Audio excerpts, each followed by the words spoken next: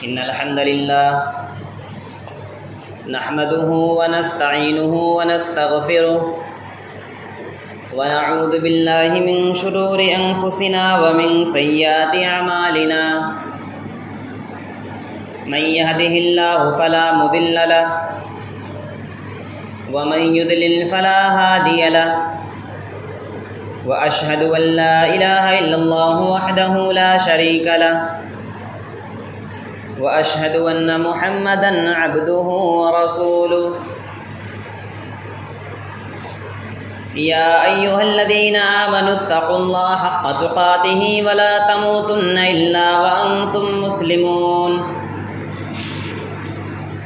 يا أيها الناس اتقوا ربكم الذي خلقكم من نفس واحدة وخلق منها زوجها وبث منهما رجالا كثيرا ونساء واتقوا الله الذي تساءلون به والأرحام إن الله كان عليكم رقيبا يا أيها الذين آمنوا اتقوا الله وقولوا قولا سديدا يصلح لكم أعمالكم ويغفر لكم ذنوبكم ومن يطع الله ورسوله فقد فاز فوزا عظيما أما بعد فإن خير الحديث كتاب الله وخير الهدي هدي محمد صلى الله عليه وسلم وشر الأمور محدثاتها وكل محدثة بدعة وكل بدعة ضلالة وكل ضلالة في النار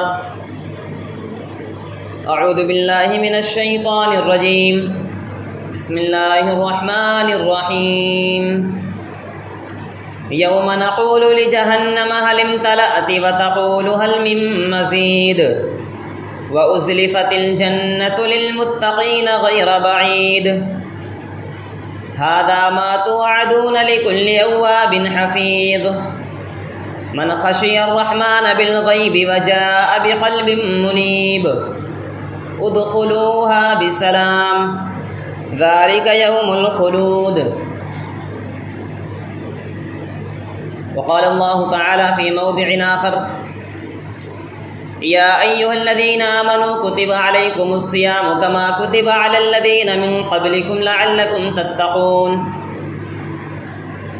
وقال النبي الكريم صلی اللہ علیہ وسلم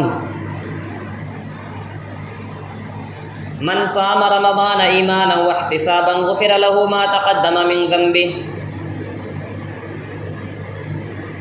محترم حاضرین جمعہ، سامعین کرام، جس طرح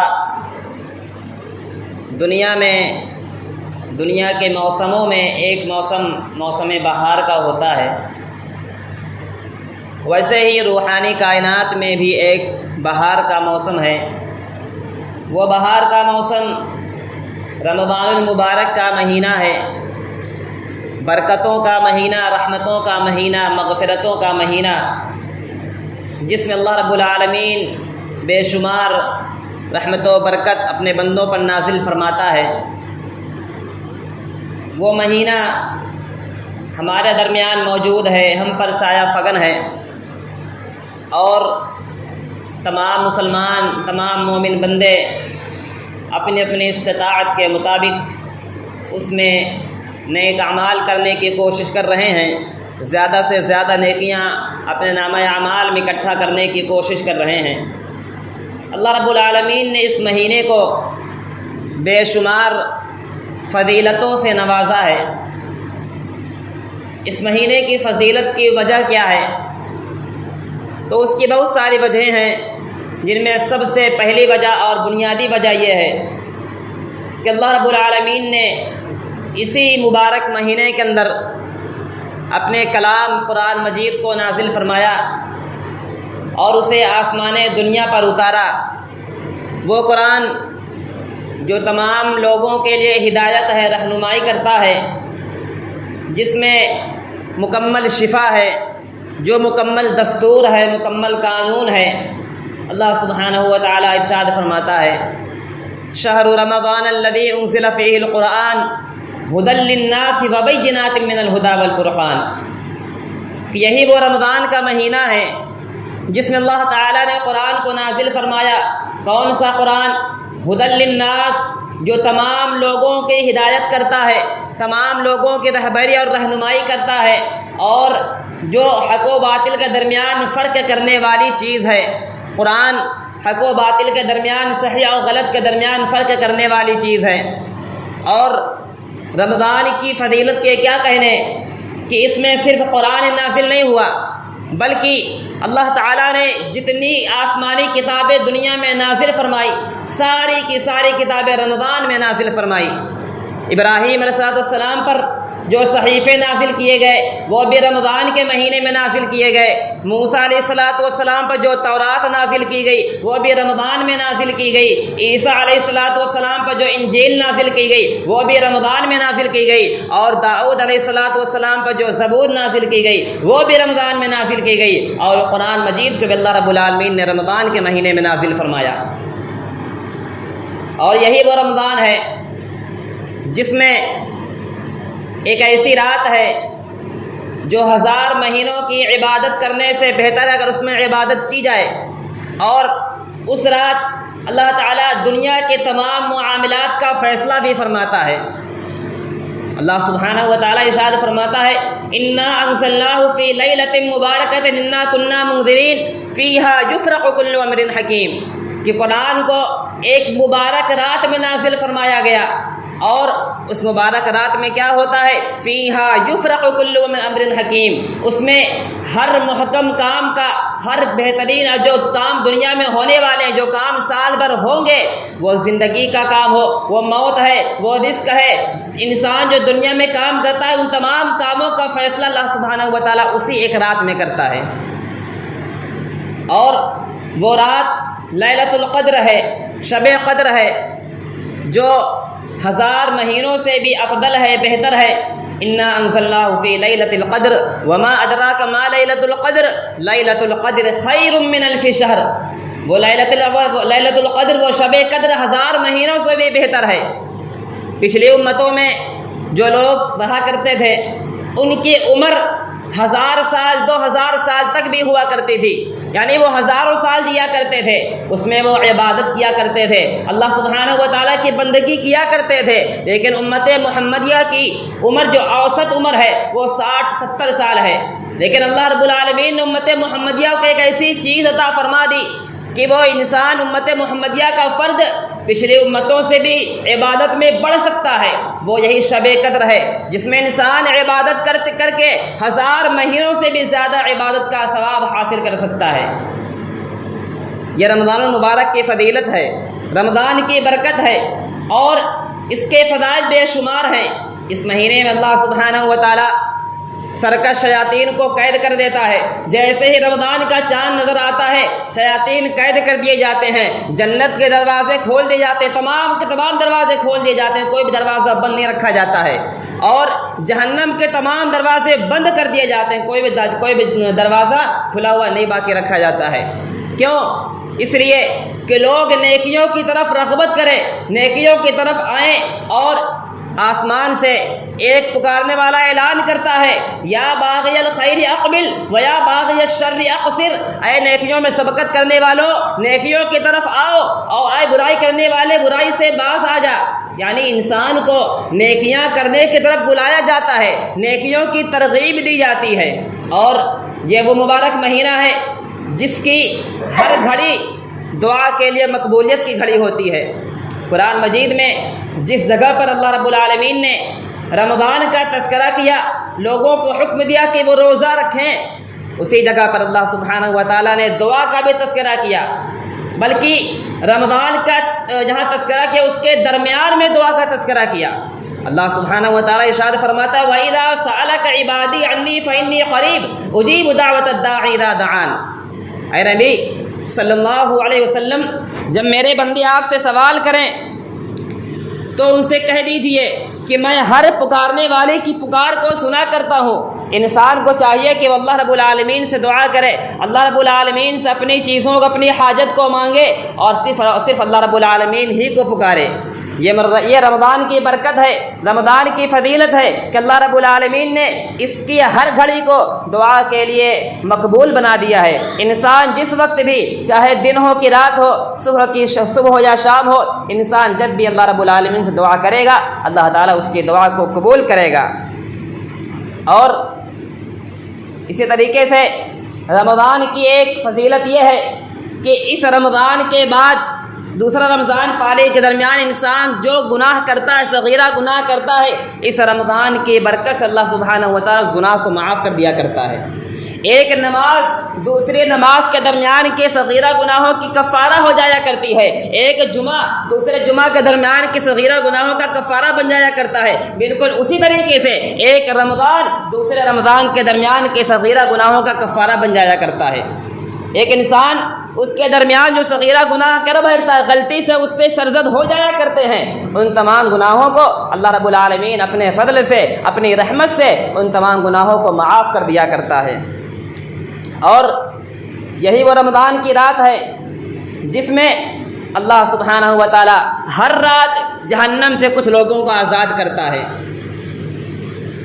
ہر رات اللہ تعالیٰ جہنم سے لوگوں کو آزاد کیا کرتا ہے۔ رمضان میں کتنی راتیں ہوتی ہیں اور ہر رات اللہ تعالیٰ جہنم سے لوگوں کو آزاد کیا کرتا ہے۔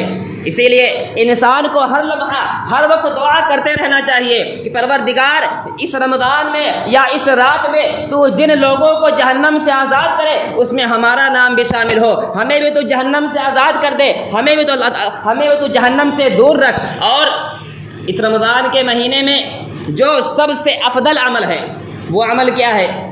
بہت سارے اعمال ہیں جو انسان کو کرنے چاہیے، لیکن سب سے افضل عمل وہ کیا ہے؟ وہ ہے روزہ رکھنا، جسے اللہ سبحانہ و تعالیٰ نے اپنے بندوں پر فرض کیا ہے۔ یا ایھا الذین آمنوا کتب علیکم الصیام کما کتب علی الذین من قبلکم لعلکم تتقون، کہ لوگوں، جو لوگ ایمان لائے ہو، جو لوگ اس بات پر یقین رکھتے ہو کہ اللہ سبحانہ و تعالیٰ موجود ہے، جسے اللہ پر اور اس کے رسول پر ایمان ہے، اسے چاہیے کہ وہ جان لے اس پر روزہ فرض کیا گیا ہے۔ جس طریقے سے پچھلی امتوں پر روزے فرض کیے گئے تھے، معلوم ہوا کہ روزہ صرف امت محمدیہ پر فرض نہیں کیا گیا، امت محمدیہ سے پہلے جو امتیں گزری ہیں ان پر بھی روزہ فرض کیا گیا تھا۔ اور اس کی وجہ کیا ہے؟ لعلکم تتقون، تاکہ تم پرہیزگار بن جاؤ، تاکہ تم تقوی اختیار کرنے والے بن جاؤ، تاکہ تم گناہوں سے بچنے والے بن جاؤ۔ اس روزے کا مقصد کیا ہے جو اللہ سبحانہ و تعالیٰ نے اپنے بندوں پر فرض کیا؟ اس روزے کا مقصد کیا؟ انسان روزہ کیوں رکھے، اس کو کیا فائدہ ہوگا؟ سب سے بڑا فائدہ اللہ سبحانہ و تعالیٰ نے اسی آیت میں نازل فرمایا، لعلکم تتقون، تاکہ تم تقوی اختیار کر لو، تاکہ تم پرہیزگار بن جاؤ۔ اور جب ایک انسان روزہ رکھتا ہے تو اسے 2 مرتبہ خوشی محسوس ہوتی ہے۔ وہ 2 مرتبہ کی خوشی کون کون سی ہے؟ سب سے پہلے کہ انسان جب روزہ افطار کرتا ہے اسے سکون ملتا ہے، اسے خوشی ہوتی ہے، اور دوسری مرتبہ اسے خوشی تب ملے گی جب اللہ رب العالمین کے سامنے کھڑا ہوگا اور اللہ سبحانہ و تعالیٰ اسے اجر سے نوازے گا۔ کیوں؟ اس لیے کہ اللہ سبحانہ و تعالیٰ نے فرمایا فَإِنَّهُ لِي وَأَنَا أَجْزِي بِهِ، روزہ میرے لیے ہے اور روزے کا بدلہ بھی میں دوں گا۔ اور جسے اللہ رب العالمین روزے کا بدلہ دے گا وہ بندہ وہاں پر خوش ہو جائے گا اور مزید کسی بھی چیز کی وہ خواہش نہیں کرے گا، مزید کسی بھی چیز کا وہ بندہ اللہ سبحانہ و تعالیٰ سے سوال نہیں کرے گا۔ اور جنت کے 8 دروازوں میں سے ایک دروازہ ہے جس کے بارے میں اللہ کے نبی نے ارشاد فرمایا ان من الجنت بابا یقال له الریان، جنت کے 8 دروازوں میں سے ایک دروازہ جس کا نام ریان ہے۔ ریان کس کے لیے ہے؟ اللہ کے نبی ارشاد فرماتے ہیں وہ لوگوں کے لیے ہوگا جو دنیا میں رہ کر کے اللہ رب العالمین کے لیے روزے رکھا کرتے تھے، اور کل قیامت کا دن ہوگا، پکارنے والے پکار لگائیں گے این الصائمون، روزے دار کہاں ہیں؟ وہ لوگ کہاں ہیں جو دنیا میں رہتے ہوئے اللہ رب العالمین کے لیے بھوکے پیاسے رہا کرتے تھے، جو دنیا میں رہتے ہوئے اپنی خواہشات کو کنٹرول کنٹرول کیا کرتے تھے، جو دنیا میں رہتے ہوئے تمام جائز امور کے جائز ہونے کے باوجود ان سے رکے رہا کرتے تھے، صرف اور صرف اللہ رب العالمین کی رضا کے لیے وہ لوگ کھڑے ہو جائیں گے اور اس دروازے سے جنت میں داخل ہو جائیں گے۔ وہ فرشتے آواز لگائیں گے، آ جاؤ سلامتی کے گھر میں داخل ہو جاؤ، وہ جنت جو سلامتی والی ہے، جو ہمیشہ ہمیشہ رہے گی، جہاں تم کبھی بوڑھے نہیں ہو سکتے، جہاں تم ہمیشہ جوان رہو گے، اس جنت میں آ جاؤ، داخل ہو جاؤ۔ اور تمام کے تمام روزے دار اس دروازے سے اللہ رب العالمین کے حکم سے جنت میں داخل ہو جائیں گے، اور اس دروازے سے روزے داروں کے علاوہ کوئی دوسرا داخل نہیں ہو سکے گا۔ اور جب ایک انسان روزہ رکھتا ہے تو روزے کی حالت میں انسان جو دعا اللہ رب العالمین سے کرتا ہے وہ دعا اس کے قبول کی جاتی ہے۔ خصوصاً انسان کو چاہیے کہ افطار کے وقت 10 منٹ پہلے اپنے دسترخوان پر آ جائے اور دسترخوان پر بیٹھنے کے بعد اللہ رب العالمین سے دعا کرے، اللہ رب العالمین کی رحمت کا سوال کرے، اللہ سے اپنے گناہوں کی بخشش طلب کرے، اپنے گناہوں کی مغفرت طلب کرے۔ اللہ سبحانہ و تعالیٰ اس روزے کی حالت میں جب انسان دسترخوان پر بیٹھا ہوتا ہے، سامنے کھانے کی چیزیں موجود ہوتی ہیں، انسان کھاتا نہیں ہے، اللہ سے دعائیں کرتا ہے، اللہ سبحانہ و تعالیٰ خوش ہوتا ہے، انسان کی دعا کو قبول کرتا ہے۔ انسان کو کچھ وقت نکالنا چاہیے اور اللہ رب العالمین سے سوال کرنا چاہیے، اللہ سے دعا کرنی چاہیے، لیکن افسوس ہوتا ہے کہ ایسے موقع کو بھی کچھ لوگ گنوا دیتے ہیں، یوں ہی ضائع کر دیتے ہیں۔ انسان کو چاہیے اپنی فضول باتیں اپنے پاس رکھے اور تمام کی تمام باتوں کو چھوڑ کر کے دنیاوی چیزوں سے کنارہ کش ہو کر کے 10 منٹ پہلے 15 منٹ پہلے دسترخوان پر تشریف لے آئے، اللہ رب العالمین سے دعا کرے، اپنے گناہوں کی معافی مانگے۔ یہ اللہ کو پسندیدہ عمل ہے، اللہ رب العالمین اس عمل کو بے انتہا پسند کرتا ہے۔ اللہ چاہتا ہے میرے بندے مجھ سے سوال کریں اور میں ان کے سوال کو پورا کروں، میں ان کی دعاؤں کو قبول کروں۔ اور قیامت کا دن ہوگا، ہمارے سامنے جہنم موجود ہوگی اور انسان کے اعمال ایسے ہوں گے اس کے لیے جہنم واجب ہو چکی ہوگی، انسان جہنم میں جانے والا ہی ہوگا۔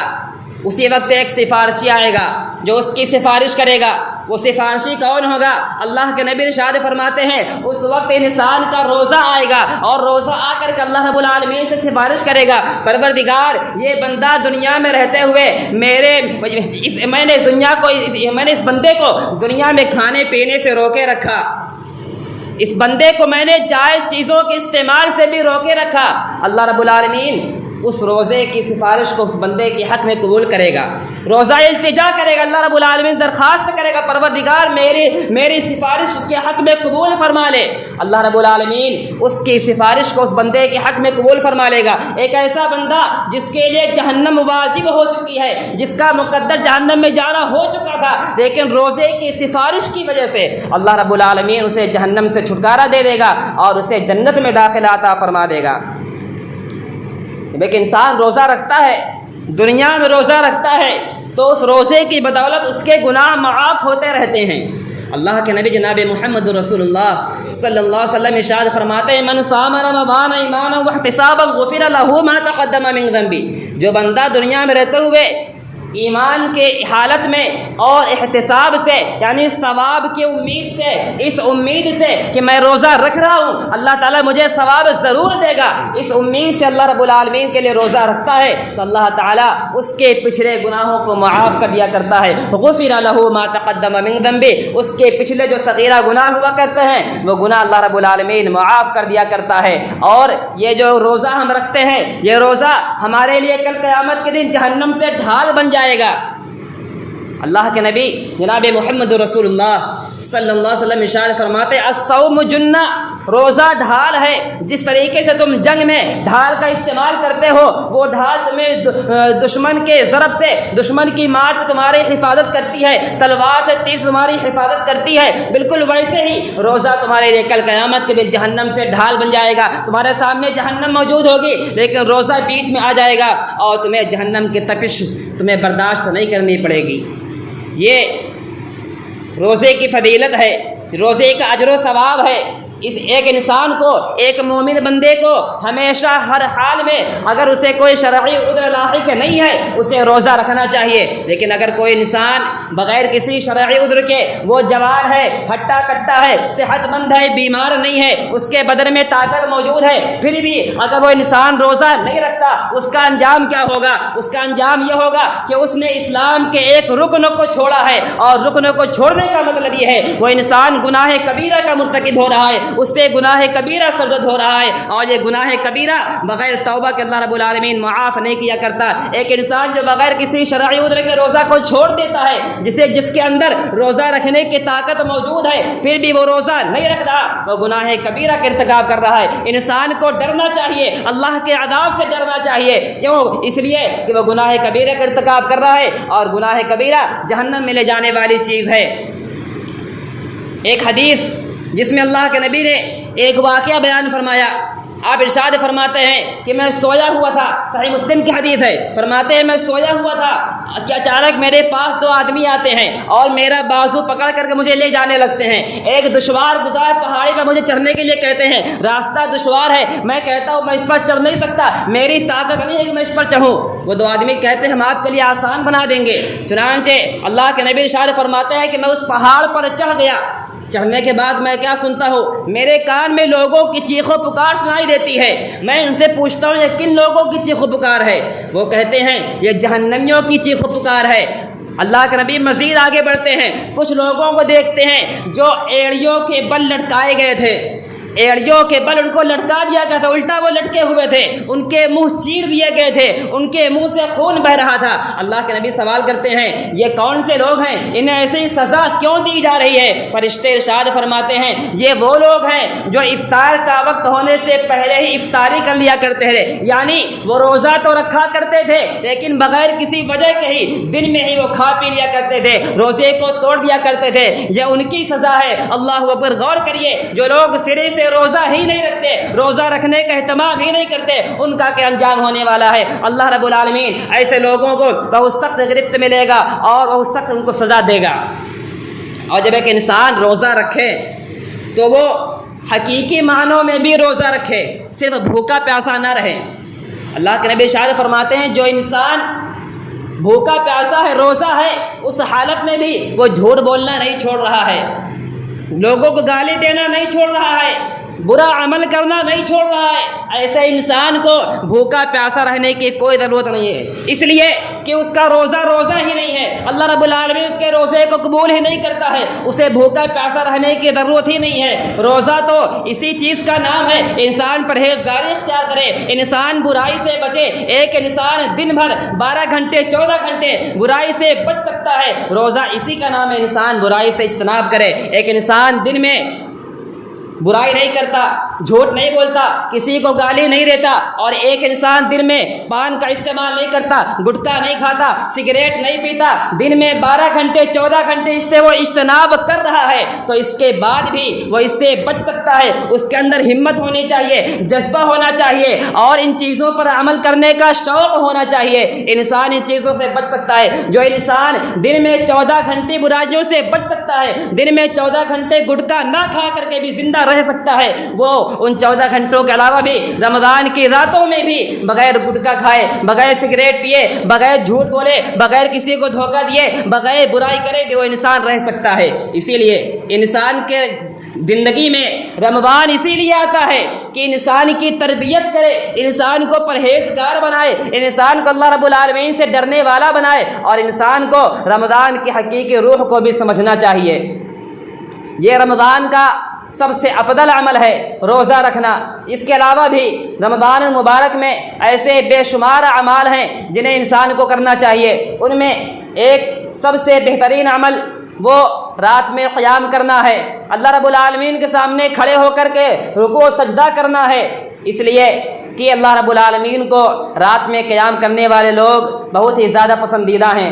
قرآن مجید میں اللہ رب العالمین نے جہاں نیک لوگوں کا تذکرہ کیا، ان کی صفات بیان فرمائی، اللہ رب العالمین نے فرمایا والذین یبیتون لربہم سجدا وقیاما، یہی وہ لوگ ہیں جو رات میں اللہ رب العالمین کے لیے سجود کرتے ہیں، سجدے کرتے ہیں، اللہ رب العالمین کے لیے قیام کرتے ہیں، یعنی رات میں وہ نماز پڑھتے ہیں۔ اور پھر رمضان کی رات میں، جس کے بارے میں اللہ کے نبی ارشاد فرماتے ہیں من قام رمضان ایمانا واحتسابا غفر له ما تقدم من ذنبه، ایک انسان جو رمضان پائے اس میں قیام کرے ایمان سے اور احتساب سے، ثواب کی نیت سے، تو اللہ رب العالمین اس کے پچھلے گناہوں کو معاف کر دیا کرتا ہے۔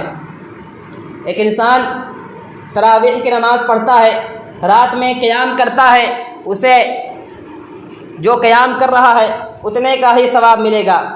لیکن ایک ایسا عمل ہے جس سے انسان کو رات بھر قیام کرنے کا ثواب ملتا ہے۔ ایک انسان صرف 1 گھنٹہ 1.5 گھنٹہ نماز تراویح پڑھتا ہے، اللہ رب العالمین کے سامنے قیام کرتا ہے، لیکن اس کے باوجود اسے رات بھر لگاتار مسلسل قیام کرنے کا ثواب ملتا ہے۔ اللہ کے نبی ارشاد فرماتے ہیں من قام مع الامام حتى ينصرف كتب له قیام اللیلۃ، ایک انسان جو امام کے ساتھ قیام کرے اور جب تک امام قیام کرے، جب تک امام نماز پڑھے، اس کے ساتھ ساتھ اتنی ہی دیر تک وہ انسان نماز پڑھتا رہے، امام کے ساتھ لگا رہے، کتب لہ قیام اللیلۃ، تو اس کے لیے 1 رات کے قیام کا ثواب لکھ دیا جاتا ہے۔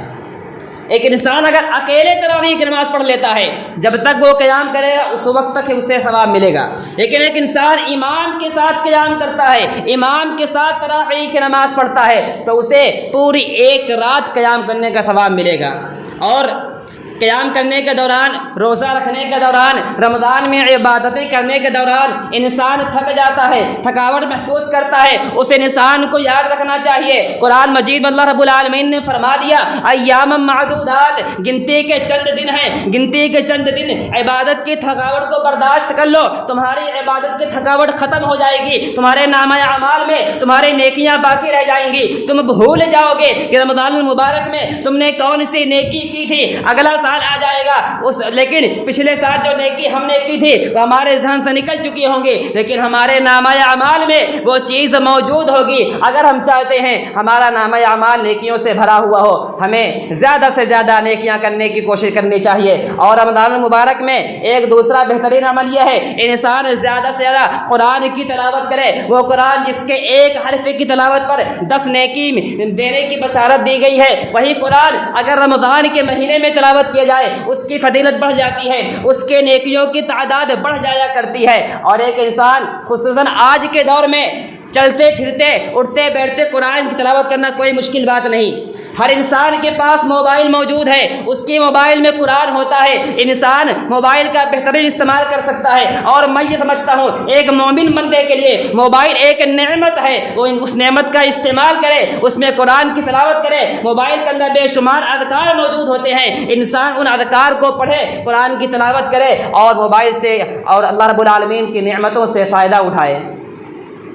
رمضان مبارک کے اندر ایسے بے شمار اعمال ہیں جو انسان کو کرنے چاہیے، اور ہم خوش نصیب ہیں کہ اللہ رب العالمین نے ہمیں پھر سے رمضان کا مہینہ عطا فرمایا۔ کتنے ہی لوگ ایسے ہیں جو پچھلے 2 سال میں اس کورونا کی وبا میں اس دنیا سے چلے گئے، ہمارے ساتھ رہنے والے لوگ اس دنیا سے چلے گئے، لیکن اللہ رب العالمین نے ہمیں پھر سے رمضان کا مہینہ عطا فرمایا۔ یعنی اللہ رب العالمین چاہتا ہے ہم اس سے اپنے گناہوں کی معافی مانگ لیں، ہم اس کی رحمت کا سوال کر لیں، ہم اس کے لیے روزے رکھ لیں، ہم اس کے لیے راتوں میں قیام کر لیں۔ اللہ رب العالمین ہمیں ایک موقع عطا فرمایا ہے، مزید ایک موقع اللہ رب العالمین ہمیں عطا فرمایا ہے، اور خوش نصیب ہیں وہ لوگ جو رمضان کا مہینہ پا کر کے اللہ رب العالمین کو راضی کرنے کے لیے اللہ کے لیے روزے رکھتے ہیں، اللہ کے لیے قیام کرتے ہیں۔ خوش نصیب ہیں وہ لوگ جو رمضان کا مہینہ پا کر کے اپنے گناہوں کی بخشش کروا لیتے ہیں۔ خوش نصیب ہیں وہ لوگ جو رمضان کا مہینہ پا کر کے اللہ کی رحمت سے اپنے دامن کو بھر لیتے ہیں،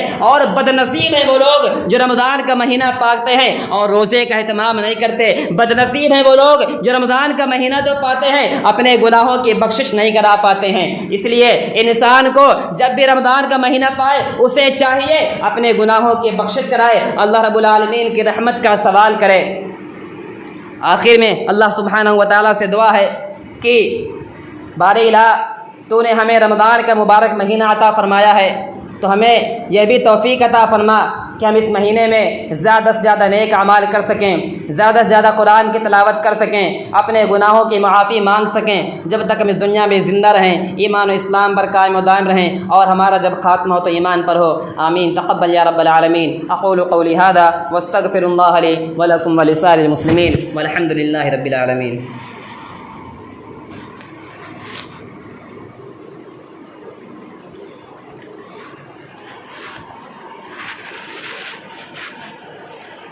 ان الحمد للہ نحمده ونستعینه ونستغفره ونعوذ باللہ من شرور انفسنا ومن سیئات اعمالنا من يهده الله فلا مضل له ومن يضلل فلا هادي له واشهد ان لا اله الا الله وحده لا شريك له واشهد ان محمدا عبده ورسوله اما بعد فإن خير الحديث كتاب الله وخير الهدي هدي محمد صلى الله عليه وسلم وشر الأمور محدثاتها وكل محدثة بدعة وكل بدعة ضلالة وكل ضلالة في النار۔ محترم حاضرین جمعہ، میں آپ لوگوں کے سامنے 3 ایسی چیزیں بھی پیش کروں گا جو اکثر لوگ اس میں غلطی کا شکار ہیں، بلکہ یہ چیزیں آج مسلمانوں میں ایک وبا کی صورت اختیار کرتی چلی جا رہی ہیں۔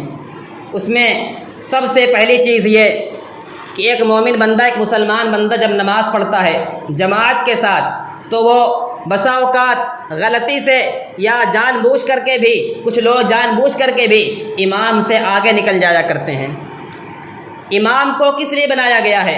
اللہ کے نبی ارشاد فرماتے ہیں امام کو اس لیے بنایا گیا ہے کہ امام کی اتباع کی جائے، امام کی پیروی کی جائے، اور جس کی اتباع کی جاتی ہے، جس کی پیروی کی جاتی ہے، اس کے پیچھے پیچھے چلا جاتا ہے۔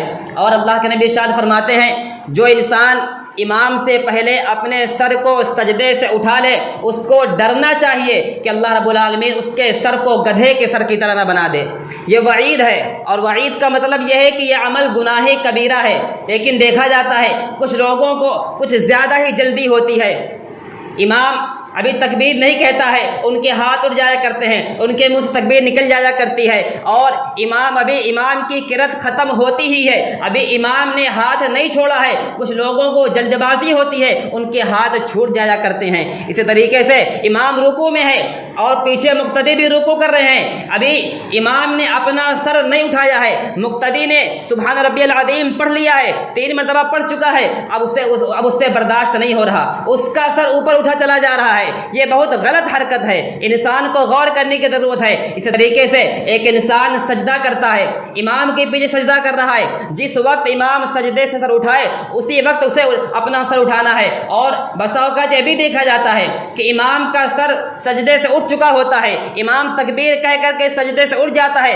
لیکن کچھ لوگ اس وقت بھی سجدے میں ہوتے ہیں، اذکار پڑھتے رہتے ہیں، دعائیں پڑھتے رہتے ہیں۔ یاد رکھیے امام کی پیروی کرنا سب سے پہلے ہے، دعائیں پڑھنا اس کے بعد ہے۔ اگر امام نے اللہ اکبر کہہ کے اپنا سر اٹھا لیا ہے، اسی وقت اپنی دعاؤں کو چھوڑ کر کے امام کی پیروی کرتے ہوئے انسان کو اپنا سر اٹھا لینا ہے۔ امام جب تکبیر کہہ دے اس کے بعد مقتدی کو تکبیر کہنا ہے، اور امام جب سلام پھیر دے اس کے بعد مقتدی کو سلام پھیرنا ہے۔ یاد رکھیے امام کے ساتھ چلنا بھی بہتر نہیں ہے، امام کے پیچھے چلنا بہتر ہے، اور اس چیز پر لوگ دھیان نہیں دیتے، اس پر غور کرنے کی ضرورت ہے، کیونکہ امام سے سبقت لے جانا یہ گناہ کبیرہ میں شمار ہوتا ہے۔ دوسری چیز یہ کہ جمعہ کے خطبے کے دوران کوئی بھی حرکت کرنا، کوئی بھی اشارہ کرنا، کسی سے بات کرنا یہ بھی حرام ہے، اور خاموشی اختیار کرنا یہ واجب ہے۔ ابو درداء رضی اللہ تعالیٰ عنہ ارشاد فرماتے ہیں کہ ایک مرتبہ اللہ کے نبی جناب محمد رسول اللہ صلی اللہ علیہ وسلم منبر پر چڑھے اور آپ نے ایک آیت کی تلاوت فرمائی۔ میرے بغل میں ابی بن کعب رضی اللہ تعالیٰ عنہ بیٹھے ہوئے تھے، میں نے ان سے پوچھا کہ یہ آیت کب نازل ہوئی ہے؟ یہ کوئی غلط بات نہیں ہے، انہیں معلوم نہیں تو انہیں پوچھا یہ آیت کب نازل ہوئی ہے، میں نے پہلی بار سنا ہے۔ ابی بن کعب رضی اللہ تعالیٰ نے ان سے بات کرنے سے انکار کر دیا، ان کی جانب کوئی توجہ ہی نہیں دی، انہوں نے دوبارہ پوچھا، انہوں نے پھر انکار کر دیا۔ جیسے یہ خطبہ ختم ہوا اللہ کے نبی ممبر سے نیچے اترے، ابی بن کعب رضی اللہ تعالیٰ نے فرمایا کہ آپ نے آج کے اس جمعہ میں کوئی بھی چیز حاصل نہیں کی ہے۔ آپ کو کوئی ثواب حاصل ہوا ہی نہیں۔ نماز کے بعد دونوں صحابی رسول اللہ کے نبی کی بارگاہ میں پہنچتے ہیں، اپنا معاملہ بیان کرتے ہیں۔ اللہ کے نبی بھی فرماتے ہیں ہاں، جس نے بھی خطبے کے دوران کوئی لغو کام کیا، کوئی غلط حرکت کی، کوئی بھی حرکت کی، اس نے گویا کہ جمعے کا ثواب پایا ہی نہیں۔ یہاں تک کہ اگر کسی کو چھینک آ جائے تو اس کا جواب بھی نہ دیا جائے۔ اگر کوئی بندہ خطبے کے دوران باہر سے آئے، اسے چاہیے کہ وہ سلام نہ کرے، اگر وہ سلام کر بھی دے تو ابھی یہاں جو لوگ بیٹھے ہوئے ہیں انہیں جواب دینا ضروری ہے، بلکہ جائز ہی نہیں جواب دینا ان کے لیے۔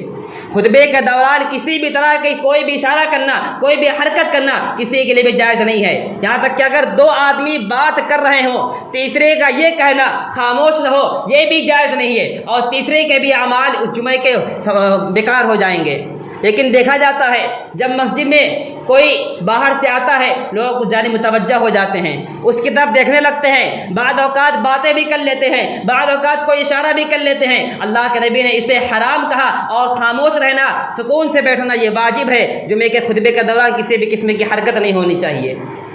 تیسری بات یہ کہ جب ایک انسان نماز کے لیے آئے، مسجد میں آئے، وہ مزین ہو کر کے، زینت اختیار کر کے، بہترین کپڑے پہن کے اور سر ڈھک کر کے آئے۔ آج خصوصاً اہل حدیثوں کے اندر یہ چیز دیکھی جاتی ہے کہ وہ سر ڈھکنے کا اہتمام نہیں کرتے، اور ہمارے معاشرے کے اندر دو گروہ پائے جاتے ہیں۔ ایک گروہ وہ ہے جو اس میں شدت اختیار کرتا ہے، اس کا کہنا ہے کہ بغیر ٹوپی کے نماز ہی نہیں ہوتی، اور دوسرا گروہ وہ ہے جو اس کو جائز سمجھتا ہے، لیکن جائز سمجھنے کے ساتھ ساتھ اس کا اہتمام کرنے لگتا ہے، اور مسلسل بغیر ٹوپی کے وہ گروہ نماز پڑھنے لگتا ہے۔ دونوں گروہ غلط ہیں۔ یقیناً بغیر ٹوپی کے نماز ہو جایا کرتی ہے، لیکن یہ جواز کی صورت ہے، اہتمام نہیں کرنا ہے۔ سنت طریقہ کیا ہے؟ اللہ کے نبی جناب محمد رسول اللہ صلی اللہ علیہ وسلم ہمیشہ اکثر اوقات سر ڈھک کر کے نماز پڑھا کرتے تھے۔ انسان کو سر ڈھکنا ہے، اب وہ سر ڈھکنا چاہے رومال کی صورت میں ہو، چاہے ٹوپی کی صورت میں ہو، چاہے پگڑی کی صورت میں ہو۔ اس لیے کہ ہمارے یہاں رواج ٹوپی کا ہے، اس لیے انسان ٹوپی لگا کر کے آئے۔ اس چیز کا اہتمام ہونا چاہیے۔ اللہ سبحانہ و تعالیٰ ارشاد فرماتا ہے یا بنی آدم خذوا زینتکم عند کل مسجد، اے لوگوں جب تم مسجد میں آؤ زینت اختیار کر کے آؤ۔ مسجد میں آؤ مطلب جب تم نماز پڑھنے کے لیے آؤ، جب تم نماز پڑھنے کے لیے کھڑے ہو تو تمہیں چاہیے کہ زینت اختیار کر کے بہترین لباس پہن کے آؤ۔ اور دیکھا یہ بھی جاتا ہے اکثر مسجدوں میں کہ انسان ایسے کپڑے پہن کر کے آ جاتا ہے جس کپڑے کو پہن کے وہ بازار نہیں جا سکتا، چار لوگوں کے بیچ میں وہ کپڑے پہن کے نہیں جا سکتا ہے، لیکن اللہ کی بارگاہ میں نماز پڑھنے کے لیے وہی بندہ وہی پھٹے پرانے وہی میلے کچیلے کپڑے پہن کے اللہ کی بارگاہ میں نماز پڑھنے کے لیے آ جاتا ہے۔ ان تمام چیزوں پر غور کرنے کی ضرورت ہے، اور انسان کو اپنے سر کو ڈھکنے کا اہتمام کرنا چاہیے تاکہ سنت طریقے پر عمل ہو سکے۔ اللہ سبحانہ تعالیٰ سے دعا ہے ہمیں نیک سمجھ عطا فرمائے۔ اعوذ باللہ من الشیطان الرجیم، بسم اللہ الرحمن الرحیم۔ ان اللہ وملائکتہ یصلون علی النبی یا ایھا الذین آمنوا صلوا علیہ وسلموا تسلیما۔ اللہم صل علی محمد وعلی آل محمد کما صلیت علی ابراہیم وعلی آل ابراہیم انک حمید مجید۔ اللہم بارک علی محمد وعلی آل محمد کما بارکت علی ابراہیم وعلی آل ابراہیم انک حمید مجید۔ عباد اللہ رحمکم اللہ، ان اللہ یأمر بالعدل والإحسان وإیتاء ذی القربى وینہی عن الفحشاء والمنکر والبغی یعظکم لعلکم تذکرون فاذکرونی اذکرکم واشکروا لی ولا تکفرون ولذکر اللہ اکبر واللہ یعلم ما